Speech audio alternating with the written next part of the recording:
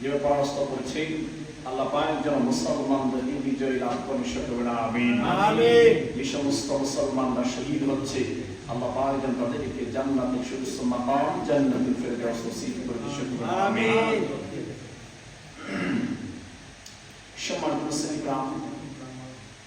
ইকরাম তিলকনি আমরা আজকে এই জুমার দিনে জিলহজ মাসের শেষ জুমায় মহরম প্রবেশের নিকটে এই জুমায় আমরা সাহাবীদের আদর্শ থেকে শিক্ষা নিয়ে নতুন প্রজন্ম ব্যবহারাচারিত সেই বিষয়ে আমরা আলাপ করব, আলোচনা করব।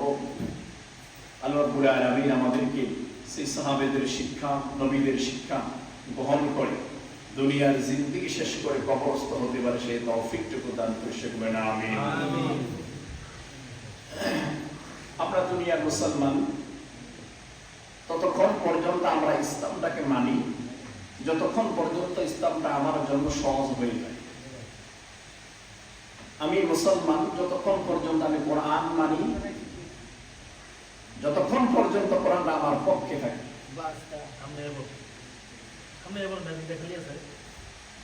আমি মুসলমান, আমি ততক্ষণ পর্যন্ত নবীওয়ালার আইন মানি, নবী মানি যতক্ষণ পর্যন্ত নবীওয়ালার আইন, নবী আমার পক্ষে থাকে।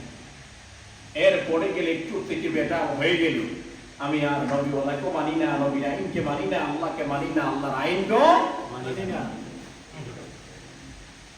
আল্লাহ বলেছেন যেখানে পরিপূর্ণ মানব আমি সেখানে শুধু নামাজ রোজার মধ্যে সীমাবদ্ধ থাকি, পয়সা থাকলে হজ করি, এর পরেও যে আরো কিছু থাকে, আরো কাজ থাকে, সেগুলো আমরা পরিপূর্ণ মানি না।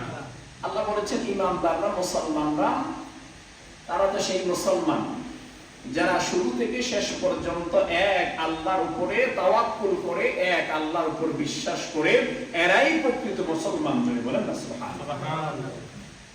এখন বোঝা গেল বর্তমান দৃশ্যে দেখা যায় মুসলমানদের পার্থক্য।